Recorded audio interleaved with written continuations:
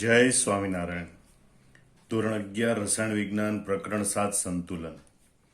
નિર્બળ એસિડના આયનીકરણ અચળાંકનું સૂત્ર તારો. હકીકતમાં નિર્બળ એસિડના જલી દ્રાવણમાં જે સંતુલન સ્થપાય એનો સંતુલન અચળાંક જ છે, પણ એનું અલ્પ પ્રમાણમાં આયનીકરણ થાય છે એટલે એને નિર્બળ એસિડનો આયનીકરણ અચળાંક પણ કહેવાય. બરોબર. એટલે નિર્બળ એસિડ માટે આપણે સંતુલન અચળાંકનું સૂત્ર તારવાનું, જેને આપણે નિર્બળ એસિડનો આયનીકરણ અચળાંક કે પણ કહીશું. તો સૌથી પહેલા આપણે મોનોબેઝિક એસિડનું ઉદાહરણ લઈને આ સૂત્ર તારવીશું. તો નિર્બળ મોનોબેઝિક એસિડ નું જલીય દ્રાવણ બનાવવામાં આવે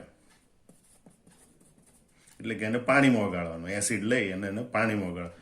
તો નિર્બળ મોનોબેઝિક એસિડનું જલીય દ્રાવણ બનાવવામાં આવે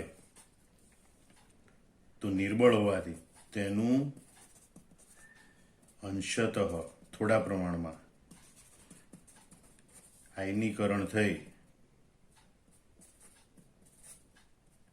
ઉત્પન્ન થયેલા આયનો અને અવિયોજિત એસિડના અણુઓ, બરોબર, વચ્ચે સંતુલન સ્થપાય એટલે આનું અંશતઃ આયનીકરણ થઈ અને નીચે પ્રમાણે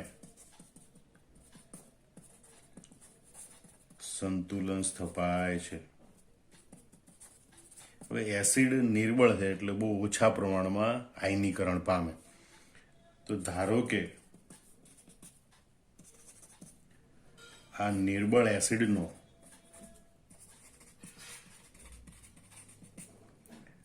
આયનીકરણ અંશ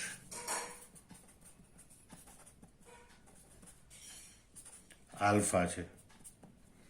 આયનીકરણ અંશ, માનો કે આયનીકરણ અંશ 0.2 હોય તો એનો મતલબ કે 20%, એટલે કે જેટલો ભાગ આપણે એસિડનો લીધો એમાંથી 20% આયનીકરણ પામતો હોય, બાકીનો એના મૂળ સ્વરૂપે રહેતો હોય. એ આયનીકરણ અંશ કહેવાય. અંશ છે એ દશાંશ ચિહ્નમાં 1 કરતાં ઓછો હોય, બરોબર, કારણ કે 1નો અંશ છે. એટલે માનો કે એમ કીધું એક ભાઈ 0.15, એનો મતલબ કે આપણે જે પણ એસિડનો જથ્થો લીધો હોય એમાંથી 15%, 0.15માં ભાગનો એસિડ વિયોજન પામે એટલે કે 15% વિયોજન પામે. એને કહેવાય આયનીકરણ અંશ, એટલે કે કેટલામો અંશ આયનીકરણ પામે છે, બરોબર, મૂળ ભાગમાંથી. એને કહેવાય આયનીકરણ અંશ, જે ટકામાં પણ દર્શાવાય અને દશાંશ અપૂર્ણાંક, 1થી નાના દશાંશ અપૂર્ણાંકમાં પણ દર્શાવાય, બરોબર. તો હવે આપણે આ નિર્બળ મોનોબેઝિક એસિડ છે એને આપણે HX તરીકે લઈશું, બરોબર, કારણ કે એમાં મોનોબેઝિક એસિડ છે એટલે એક હાઇડ્રોજન હોય. તો એનું આપણે સંતુલિત સમીકરણ લખીએ. HX એનું આપણે જલીય દ્રાવણ બનાવીએ, બરોબર. તો પાણી સાથે પ્રક્રિયા થાય. હવે HX એ એસિડ છે એટલે પ્રોટોનનું દાન કરે અને પાણીનો અણુ એની પાસેથી પ્રોટોન સ્વીકારે એટલે H3O પ્લસ બને પ્લસ X માઇનસ એકવીસ ઋણ આયન બને. તો આ રીતે પ્રક્રિયા થાય અને એમાં સંતુલન સ્થપાય. હવે આપણે સંતુલન અચળાંક ગણવાનો છે, બરોબર. તો આપણે સંતુલન અચળાંક ગણવા માટે સંતુલન સાંદ્રતા ગણવી પડે. તો આપણે અહીંયા 3 બાબતો લખીશું. પ્રારંભિક સાંદ્રતા, સંતુલન પ્રાપ્ત થાય ત્યાં સુધીમાં સાંદ્રતામાં થતો ફેરફાર અને સંતુલન સાંદ્રતા. તો સૌથી પહેલા આપણે દર્શાવીએ પ્રારંભિક સાંદ્રતા.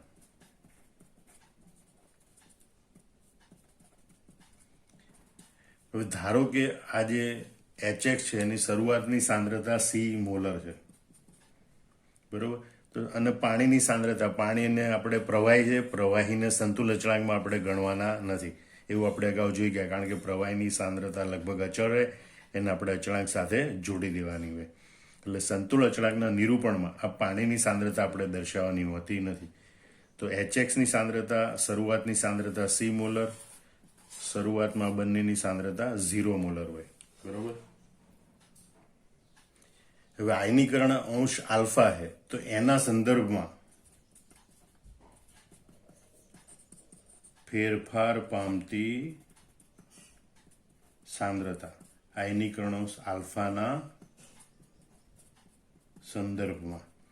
એનો મતલબ કે આયનીકરણ આલ્ફા છે તો મૂળ સાંદ્રતાનો આલ્ફામો ભાગ એટલે કે સી આલ્ફા જેટલો ભાગ છે એ HX નું વિયોજન પામશે, બરોબર, સી આલ્ફા જેટલો ભાગ એ વિયોજન પામશે, મતલબ કે આટલો ભાગ વપરાઈ જશે HX નો, એટલે આપણે માઇનસ લખીશું. હવે સમીકરણની તત્વયોગિમિતિ પ્રમાણે જેટલો ભાગ HX નો વપરાય એટલા H3O પ્લસ અને X માઇનસ આયન બનશે, મતલબ કે CX ભાગ HX નો વપરાય, સી આલ્ફા ભાગ આ HX માટે વપરાય છે, તો H3O પ્લસનો સી આલ્ફા જથ્થો બનશે અને X માઇનસનો પણ સી આલ્ફા જેટલો જથ્થો બનશે.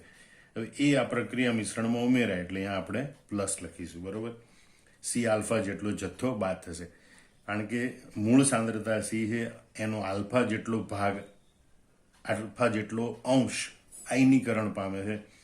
એનો મતલબ કે સી આલ્ફા જેટલો જથ્થો HX નો વિયોજન પામે છે અથવા તો વપરાય એમ કહેવાય. હવે એટલો જથ્થો વપરાય તો આપણે માઇનસ લખીએ, એની સામે H3O પ્લસ અને X માઇનસનો એટલો જથ્થો બને છે એટલે આપણે પ્લસ સી આલ્ફા લખીએ. તો હવે સંતુલન સાંદ્રતા કેટલી, તો મૂળ સાંદ્રતા સી હતી, એમાંથી આપણે સી આલ્ફા બાદ કરીએ. બરોબર, સી માઇનસ સી આલ્ફા એટલે કે સી કૌંસમાં 1 માઇનસ આલ્ફા. બરોબર, આટલી સંતુલન HX ની સાંદ્રતા રહેશે. જ્યારે H3O પ્લસ અને X માઇનસની સાંદ્રતા C alpha plus 0, C alpha plus 0 એટલે કેટલી થશે, સી આલ્ફા સી આલ્ફા. બરોબર, આમ સંતુલન આપણે સાંદ્રતાઓ પ્રાપ્ત થઈ ગઈ. હવે આપણે ખાલી અર્થઘટન કરી દઈએ કે ભાઈ આ સી એટલે શું છે, તો સી બરાબર અવિયોજિત એસિડ HX ની પ્રારંભિક સાંદ્રતા. સી બરાબર અવિયોજિત એસિડ HX ની શરૂઆતની સાંદ્રતા અથવા તો એને કહીએ પ્રારંભિક સાંદ્રતા. બરોબર, આલ્ફા એટલે આમ તો એસિડનો આયનીકરણ અંશ છે. બરોબર, અથવા તો એમ કે ભાઈ HX ની આયનીકરણ પામવાની માત્રા, એટલે કે એસિડનો આયનીકરણ અંશ. હવે આપણી પાસે આ સંતુલિત સમીકરણ છે અને સંતુલન સમયની સાંદ્રતાઓ છે. તો આ પ્રક્રિયા માટે આપણે સંતુલન અચળાંકનું સમીકરણ દર્શાવી શકીએ. તો સંતુલન અચળાંક માટે અહીંયા સંજ્ઞા વાપરીશું કે એ. બરોબર, તો આવી સંજ્ઞા આપણે શા માટે વાપરી, તો એના માટે આપણે એમ જોઈએ કે ભાઈ પાણીનો જ્યારે આપણે સંતુલન અચળાંક લીધો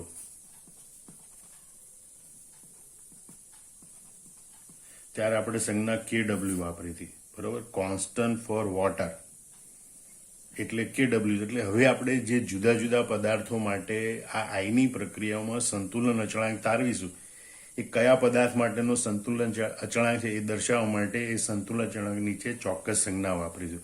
આ KW એટલે પાણીનો આયની ગુણાકાર અથવા પાણીનો આયનીકરણ અચળાંક, જેનું સૂત્ર હતું H3O પ્લસ OH માઇનસ. બરોબર, તો આ પાણીનો આયની ગુણાકાર અથવા પાણીનો સંતુલન અચળાંક અથવા પાણીનો આયનીકરણ અચળાંક છે. પાણી માટે છે એટલે W, એનો પહેલો અક્ષર વોટરનો W એટલે KW લખે. એમ અહીંયા આ સંતુલન અચળાંક છે એ એસિડ માટેનો છે. બરોબર, એટલે કોન્સ્ટન્ટ ફોર એસિડ એટલે સંજ્ઞા વાપરી KA. હવે સંતુલન અચળાંક છે તો નિપજની સાંદ્રતા એટલે H3O પ્લસની સાંદ્રતા, X માઇનસની સાંદ્રતા અને છેદમાં HX ની સાંદ્રતા. બરોબર, સંતુલન સમયની આ બધી સાંદ્રતાઓ આપણે લખી નાખીએ. તો C alpha into C alpha, બરોબર, C alpha into C alpha H3O plus અને X માઇનસની મૂળ સાંદ્રતા અપોન સી કૌંસમાં 1 માઇનસ આલ્ફા. બરોબર, તો અહીંથી બંને એક સી ઉડી જાય અને એના ઉપરથી આપણે કે એનું સમીકરણ લખી શકીએ. K a is equal to C alpha square upon 1 minus alpha. બરોબર, ગણતરી માટેનું આ ખૂબ મહત્વનું સૂત્ર છે. અહીંયા જે કે એ છે એ કે એને નિર્બળ એસિડનો આયનીકરણ અચળાંક કહે છે. કે એ બરાબર નિર્બળ એસિડનો આયનીકરણ અચળાંક.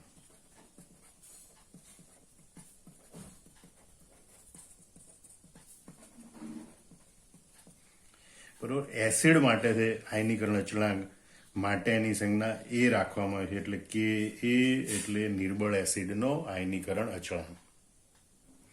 આ વિયોજનોશ આલ્ફાનું મૂલ્ય પ્રમાણમાં થોડું વધારે હોય તો આ સૂત્રનો ઉપયોગ થાય. પણ મોટા ભાગે તમે જુઓ, દાખલા ગણવા માટે આપણે શું કરવું પડશે એ સમજી લેજો. આ સૂત્રને આપણે કેવી રીતે રૂપાંતરિત કરવું પડશે. તો નિર્બળ એસિડ હોય તો સ્વાભાવિક છે, નિર્બળ એટલા માટે છે કે એનું વિયોજન અલ્પ પ્રમાણમાં થાય. તો એના માટે આયનીકરણ અંશ આલ્ફાનું મૂલ્ય અલ્પ હોય, બરોબર. માટે આલ્ફાને એકની સરખામણીમાં અવગણી શકાય. મોટા ભાગના દાખલામાં ગણતરી માટે તમારે આવું છે, આલ્ફાનું મૂલ્ય એકની સરખામણીમાં અવગણી શકાય માટે 1 - આલ્ફા નિયરલી ઇક્વલ ટુ 1 લખી શકાય, બરોબર. જો અહીંયા 1 લખીએ તો પછી આપણને આ સૂત્ર આપણને આવી રીતે મળશે, જે આપણે દાખલા ગણવા માટે કામમાં આવે, K a is equal to C alpha square, બરોબર. ખાસ કરીને જ્યારે આલ્ફાનું મૂલ્ય અલ્પ હોય, એટલે કે એકની સરખામણીમાં અવગણી શકાય તેટલું આલ્ફાનું મૂલ્ય હોય, ત્યારે દાખલા ગણવા માટે K a is equal to C alpha square upon 1 - આલ્ફાને બદલે આપણે લખીશું K a is equal to C alpha square. આ ખાસ યાદ રાખવા જેવી બાબત, ખાસ કરીને દાખલા ગણવાના હોય ત્યારે. હવે આપણે આ નિર્બળ એસિડનો આયનીકરણ અચળાંક અથવા તો સંતુલ અચળાંક કે એ છે એની કેટલીક ખાસિયતો જોઈ લઈએ, બરોબર. કે એ એક પ્રકારનો સંતુલન અચળાંક જ છે, માટે તે તાપમાન પર આધાર રાખે છે.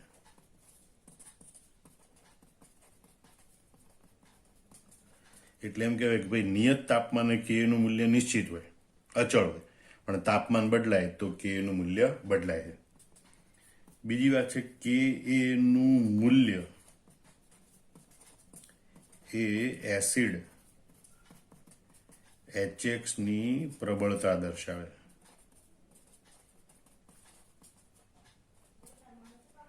બરોબર. જો કે નું મૂલ્ય વધારે હોય તો તેવા એસિડની પ્રબળતા વધારે હોય છે, બરોબર. આમ કે ના મૂલ્ય પરથી એસિડની પ્રબળતાની સરખામણી કરી શકાય છે, બરોબર. કે ના મૂલ્ય પરથી એસિડની પ્રબળતાની સરખામણી કરી શકાય હોય તો નિર્બળ એસિડ જ, બરોબર. પણ બે નિર્બળ એસિડ એમાંથી કયો પ્રબળ એસિડ ને કયો વધારે પ્રબળ એસિડ ને કયો ઓછો પ્રબળ એસિડ, એમ કેવું હોય તો જેના માટે કે નું મૂલ્ય વધારે એની પ્રબળતા વધારે, જેના માટે કે નું મૂલ્ય ઓછું તેની પ્રબળતા ઓછી હોય છે. ત્રીજી ખાસિયત જોયું કે ભાઈ કે એ પરિમાણ રહિત રાશિ છે,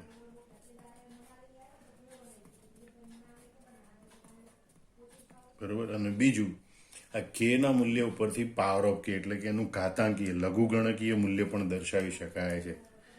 તો પાવર ઓફ કે એ ઇઝ ઇક્વલ ટુ કે ના મૂલ્યનો 10 ના આધારનો ઋણ લઘુગણક, એટલે પાવર ઓફ કે is equal two -log k base 10, બરોબર. આ રીતે પણ દર્શાવી શકાય. આમ કે ના મૂલ્યની આટલી ખાસિયત યાદ રાખવાની. હવે આપણે ફરીથી ઝડપથી આ જવાબ જોઈ લઈએ. નિર્બળ મોનોબેઝિક એસિડ તરીકે આપણે HX લઈએ. એસિડ નિર્બળ છે એટલે એનું જલી દ્રાવણ બનાવીએ તો અંશતઃ આયનીકરણ થાય, એટલે ઉત્પન્ન થયેલા આયનો અને અવિયોજિત અણુઓ વચ્ચે સંતુલન સ્થપાય. એ સંતુલન એ સમીકરણમાં દર્શાવેલું છે. હવે આ નિર્બળ એસિડ છે એટલે અમુક ચોક્કસ પ્રમાણમાં જ આયનીકરણ પામે. એટલે ધારો કે આ નિર્બળ એસિડનો આયનીકરણ અંશ આલ્ફા, બરોબર. તો આ સમીકરણ પ્રમાણે પ્રારંભિક સાંદ્રતા, ફેરફાર પામતી સાંદ્રતા અને સંતુલન સાંદ્રતા, બરોબર. આ સાંદ્રતા લખવાનું રહી ગયું, સંતુલન સાંદ્રતા. આ ત્રણની ગણતરી આપણે કોષ્ટક સ્વરૂપે દર્શાવવાની. તો HX ની શરૂઆતની સાંદ્રતા C મોલર, આ બંનેની 0 મોલર હોય. આયનીકરણ આલ્ફા છે એટલે મૂળ સાંદ્રતા C નો આલ્ફામો ભાગ, આલ્ફાનો અંશ એ વિયોજન પામે, એટલે કે C આલ્ફા જેટલો અંશ વિયોજન પામે. તો સામે H3O+ અને X - C આલ્ફા જેટલા બને. એટલે સંતુલન સાંદ્રતા સી માઇનસ સી આલ્ફા એટલે કે સી કૌંસમાં 1 માઇનસ આલ્ફા, H3O પ્લસ અને એક્સ માઇનસની સાંદ્રતા સી આલ્ફા થાય. સી એ પ્રારંભિક સાંદ્રતા છે, આલ્ફા એ આયનીકરણ આવશે. એના ઉપરથી હવે આપણે આયનીકરણ અચળાંકનું સૂત્ર કેમ લખાય એ જોઈએ. તો આયનીકરણ અચળાંક છે અહીંયા એસિડ માટેનો છે એટલે અહીં સંજ્ઞા એ વાપરી, કે એ એટલે કોન્સ્ટન્ટ ફોર એસિડ, એસિડનો આયનીકરણ અચળાંક. અને એના માટે નિપજની સાંદ્રતા એ 3O plus into x minus upon HX. પાણી અહીંયા પ્રવાહી છે, શુદ્ધ પ્રવાહી છે, પ્રવાહી છે એની સાંદ્રતા અચળગણી અચળાંક સાથે જોડી દીધેલી હોય. અને માટે C alpha into C alpha upon C into 1 minus alpha, બરાબર. આ કિંમત અહીં મૂકી માટે કે એનું ખૂબ અગત્યનું સૂત્ર મળે, K a is equal to C alpha square upon 1 minus alpha. પણ મોટા ભાગે આયનીકરણો નિર્બળ એસિડ હોવાથી આયનીકરણ આલ્ફાનું મૂલ્ય ખૂબ ઓછું હોય, એને એકની સરખામણીમાં અવગણી શકાય. એટલે 1 minus alpha is nearly equal to 1 બને. અને તો આ સૂત્ર ગણતરી માટે આવી રીતે ઉપયોગમાં લઈ શકાય, K a is equal to C alpha square. હવે આપણે આયનીકરણ અચળાંકની ખાસિયતો જોઈએ. ભાઈ કે એ એક પ્રકારનું સંતુલ અચળાંક જ છે. આમ એસિડનો આયનીકરણ અચળાંક પણ એક પ્રકારનો સંતુલ અચળાંક, એટલે તાપમાન ઉપર આધાર રાખે. નિયત તાપમાને કે નું મૂલ્ય નિશ્ચિત હોય, તાપમાન બદલાય તો કે નું મૂલ્ય બદલાય આપેલા એસિડ માટે. કે નું મૂલ્ય એ એસિડ HX ની પ્રબળતા દર્શાવે છે. જો કે નું મૂલ્ય વધારે હોય તો એસિડની પ્રબળતા વધારે, ઓછું હોય તો એસિડની પ્રબળતા ઓછી. આમ બે કે વધારે નિર્બળ એસિડ હોય તો એ એસિડની પ્રબળતાની સરખામણી આ કેના મૂલ્યના આધારે કરી શકાય છે. બીજું કે એ પરિમાણ રહિત રાશિ છે, એનો કોઈ એકમ હોતો નથી. અને કેના મૂલ્ય ઉપરથી પાવર ઓફ કેનું મૂલ્ય લખી શકાય. પાવર ઓફ કે is equal two minus log કે બેઝ 10. પણ આ બે મૂલ્યની પાસે તમે જોજો, જો કેનું મૂલ્ય વધારે તો પાવર ઓફ કેનું મૂલ્ય ઓછું, કેનું મૂલ્ય ઓછું તો પાવર ઓફ કેનું મૂલ્ય વધારે હોય છે, બરોબર. આ ખાસ ધ્યાન રાખજો. પાવર ઓફ કે is equal two minus log કે બેઝ 10. હવે આપણે જોઈએ નિર્બળ એસિડનો આયનીકરણ અચળાંક એટલે કે એસિડનો સંતુલ અચળાંક કે એનું સૂત્ર શોધવાની બીજી રીત અથવા તેનું બીજા પ્રકારનું સૂત્ર. તો સૌથી પહેલા તો નિર્બળ મોનોબેઝિક એસિડ HX છે. નિર્બળ એસિડ છે એટલે એનું જલિત દ્રાવણમાં અંશતઃ આયનીકરણ થાય, એટલે ઉત્પન્ન થયેલા આયનો અને અવિયોજિત અણુ વચ્ચે સંતુલન સ્થપાય. માનો કે આ સંતુલન આ પ્રમાણે સ્થપાય છે: HX aqueous plus H2O liquid, it gives, આ એસિડ છે એટલે પ્રોટોન ગુમાવે, પાણીનો અણુ પ્રોટોન સ્વીકારીએ 3O પ્લસ બને પ્લસ X માઇનસ aqueous, ઋણ આયન બને. હવે આ પ્રક્રિયા માટે સંતુલન અચળાંકનું સૂત્ર આપણે આ પ્રમાણે લખી શકીએ, K a is equal two, બરોબર, નિપજની સાંદ્રતા H3O પ્લસની મોલર સાંદ્રતા, X માઇનસની મોલર સાંદ્રતા અપોન HX ની મોલર સાંદ્રતા અને H2O ની મોલર સાંદ્રતા. જો કે પહેલા તબક્કે આપણે એને સંતુલ અચળાંક કેસી કહીશું, બરોબર, કે ભાઈ એ સાંદ્રતાના સંદર્ભમાં દર્શાવેલો સંતુલ અચળાંક છે. હવે આપણે અહીં દર્શાય કે ભાઈ અહીંયા પાણી એ પ્રવાહી સ્વરૂપ છે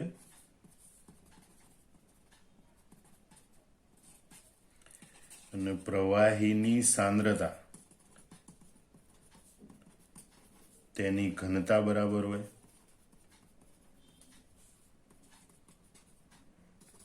અને નિયત તાપમાને પદાર્થની ઘનતા અચળ હોય.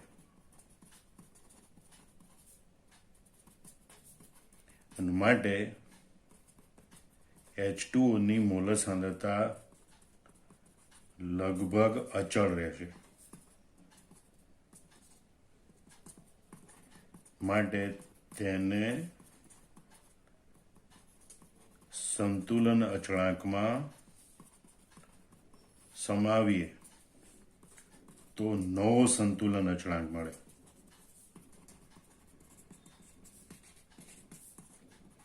જેને આપણે કે એ વડે દર્શાવીશું, કારણ કે એ હવે એસિડનો સંતુલન અચળાંક, એસિડનો આયનીકરણ અચળાંક બને. બરોબર, ફરતી સમજી લો. પાણી એ પ્રવાહી સ્વરૂપ છે. આપણે અગાઉ પણ ભણી ગયા, પ્રવાહી હોય કે ઘન પદાર્થ હોય એની સાંદ્રતા એની ઘનતા બરાબર હોય, બરોબર. નિયત તાપમાને પદાર્થની ઘનતા અચળ હોય તો આપેલી પ્રક્રિયા નિયત તાપમાને થતી હોય છે, અને માટે H2O છે એ લગભગ અચળ રહે. એ પ્રક્રિયા દરમિયાન પાણી અચળ રહેતું હોય તો તેને સંતુલ અચળાંકમાં સમાવેલી હોય. આ બંને પદ અચળ હોય તે બંને અચળ પદને ભેગા કરી દેવાના તો આપણને નવો સંતુલ અચળાંક મળે, જેને આપણે Ka વડે દર્શાવીશું. આમ સંતુલ અચળાંક Kc છે એમાંથી આપણે Ka લખવું હોય તો Kc ઇન્ટુ H2O. H2O ની મૂળ સાંદ્રતાને આપણે અચળાંક સાથે જોડી દીધી તો H3O plus x minus upon HX, બરોબર. અને માટે આપણને નવું સમીકરણ મળશે. આ બંનેનો ગુણાકાર કરી તો Ka is equal to H3O plus x minus upon HX. ઘણા બધા દાખલા ગણવા માટે આપણને આ સૂત્ર પણ ઉપયોગી પુરવાર થશે. હવે આ સમીકરણમાં પણ આપણે આગળ જોઈએ. ભાઈ HX એ નિર્બળ એસિડ છે, બરોબર. એટલે એનું અલ્પ પ્રમાણમાં વિયોજન થાય.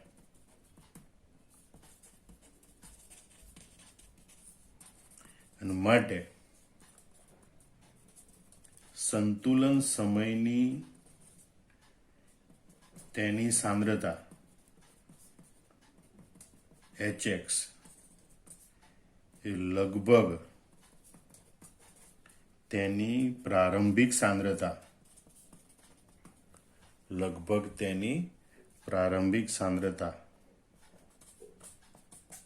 C જેટલી હોય છે. આ એક વાત, બરોબર, કે ભાઈ આ HX છે એ નિર્બળ એસિડ છે, અલ્પ પ્રમાણમાં વિયોજિત થાય એટલે સંતુલને પણ એની જે કંઈ સાંદ્રતા હશે એ લગભગ એની મૂળ સાંદ્રતા C જેટલી જ હશે. બીજી એક વાત કે આ સમીકરણ પ્રમાણે તમે જુઓ કે જેટલા H3O પ્લસ આયન ઉત્પન્ન થાય એટલા જ X માઇનસ આયન ઉત્પન્ન થાય, એટલે જેટલી H3O પ્લસની સાંદ્રતા હોય એટલી X માઇનસ આયનની સાંદ્રતા હોય, બરોબર. અહીંયા ઉત્પન્ન થતા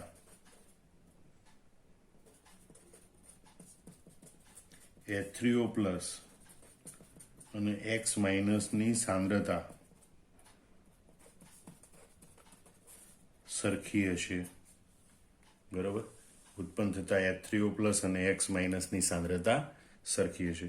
માટે એના ઉપરથી એમ લખાય કે H3O પ્લસ ની મોલર સાંદ્રતા બરાબર X માઇનસની મોલર સાંદ્રતા.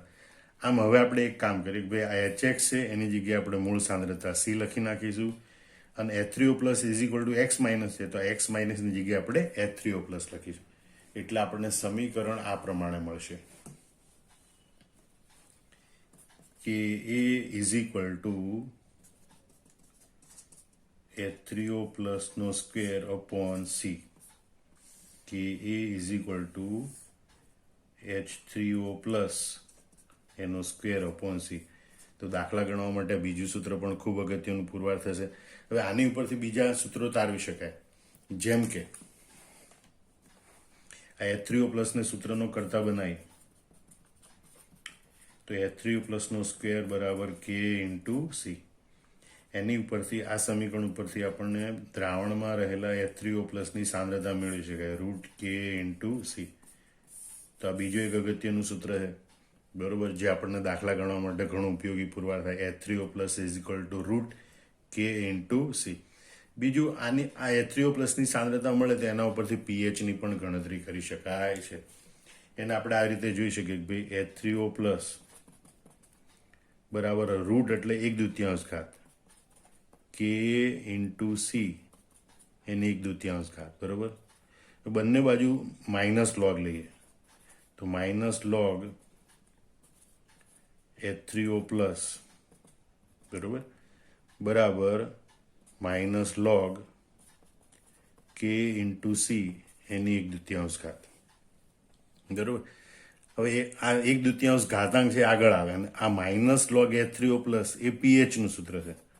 માટે pH is equal two 1/2 minus log Ka minus log C, બરોબર. એક તો 1/2 ને આગળ લીધા એક પ્રક્રિયા, બીજી પ્રક્રિયા ગુણાકાર હોય તો એ બંનેના લોગ અલગ પડે. તો minus log K into minus log K c. બરાબર, આમ તો સરવાળો થાય, લોગ કે પ્લસ લોગ કેસી થાય, પણ આગળ માઇનસ એટલે બંને પદને માઇનસ ચિહ્ન મળશે. હવે તમે જો માઇનસ લોગ કે એટલે કે ના મૂલ્યનું ઋણ લઘુગુણક, બરોબર, એને પાવર ઓફ કે કહેવાય. એટલે આપણને સૂત્ર મળે pH is equal two 1/2 power of કે માઇનસ લોગ સી. તો આમ આપણને પીએચનું એક અગત્યનું ગણતરીનું સૂત્ર પણ મળે. પીએચ નિર્બળ એસિડ માટે આયનીકરણ અચળાંક કે હોય એનું મૂલ્ય આપેલું હોય તો પાવર ઓફ કે શોધવાનો, એની મૂળ સાંદ્રતા સી પરથી પીએચનું મૂલ્ય ડાયરેક્ટ આ સૂત્રની મદદથી શોધી શકાય. PH is equal two 1/2 power of કે માઇનસ લોગ સી. તો આ સૂત્રની મદદથી પણ ગણતરી પીએચની કરી શકાય. હવે આ આખા સમીકરણ આપણે કેવી રીતે તારવ્યા એના માટે આટલો વિડીયો રિપીટ કરીને ફરીથી જોઈ લેજો. હવે આપણે જોઈએ કે ભાઈ આપણને આ જે સમીકરણો તારવ્યા એના આધારે દાખલાની ગણતરી માટે કયા કયા અગત્યના સમીકરણો પ્રાપ્ત થયા. તો પહેલું આપણને નિર્બળ એસિડનો આયનીકરણ અચળાંક કે એ હોય તો એના માટેનું સમીકરણ મળ્યું C alpha square upon 1 minus alpha. બરોબર, બીજું અગત્યનું સમીકરણ આપણને પ્રાપ્ત થયું એ આ પ્રમાણે છે કે ભાઈ K a is equal to C alpha square. આ સમીકરણ ક્યારે વાપરી શકાય કે એકની સરખામણીમાં આયનીકરણ અંશનું મૂલ્ય અવગણી શકાય એટલું હોય ત્યારે. ત્રીજું અગત્યનું સૂત્ર આપણને પ્રાપ્ત થયું કે એ બરોબર ઇઝ ઇક્વલ ટુ H3O પ્લસની મોલર સાંદ્રતા ઋણ આયનની મોલર સાંદ્રતા અપોન HXની મોલર સાંદ્રતા. બરોબર, હવે આ બધામાં આપણે કિંમતો HXની મૂળ સાંદ્રતા મૂકીએ અને આ બંનેની સાંદ્રતા સરખી ગણીએ તો આપણને એક ઓર સૂત્ર પ્રાપ્ત થાય K a is equal to H3O પ્લસનો સ્ક્વેર અપોન સી. બરોબર, એના ઉપરથી સાદુરૂપ આપીએ તો H3O પ્લસને સૂત્રનો કરતા બનાવીએ તો આપણને આ પ્રમાણે સૂત્ર પ્રાપ્ત થાય. H3O પ્લસ જલી દ્રાવણમાં નિર્બળ એસિડના જલી દ્રાવણમાં રહેલા H પ્લસ કે H3O પ્લસ આયનની સાંદ્રતા બરાબર અંડરરૂટ કે ઇન્ટુ સી. એસિડનો નિર્બળ એસિડનો આયનીકરણ અચળાંક અને એની મૂળ સાંદ્રતાનો ગુણાકાર એનું વર્ગમૂળ એ લઈએ એટલે આપણને નિર્બળ એસિડના જલી દ્રાવણમાં રહેલા H3O પ્લસની સાંદ્રતા મળે. એના ઉપરથી આપણે પીએચની ગણતરી કરી શકીએ. તો પીએચનું સૂત્ર પણ આ પ્રમાણે લખી શકાય. પીએચ ઇઝ ઇક્વલ ટુ 1/2 બરાબર પાવર ઓફ કે એ માઇનસ લોગ સી. આ સૂત્રની મદદથી પીએચની ગણતરી કરી શકાય. આમ તમે જોઈ શકો છો આ બધા આયનીકરણ અચળાંક નિર્બળ એસિડના આયનીકરણ અચળાંક પરથી જુદી જુદી ગણતરીઓ માટેના ખૂબ અગત્યના સૂત્રો છે. આમ આ કન્સેપ્ટ સાથે આખો પ્રશ્ન બરોબર સમજી લેવાનો અને પછી નોટબુકમાં જાતે લખી નાખવાનો અને આ બધા સૂત્રો બરોબર મોઢે કરી નાખવાના. જય સ્વામિનારાયણ.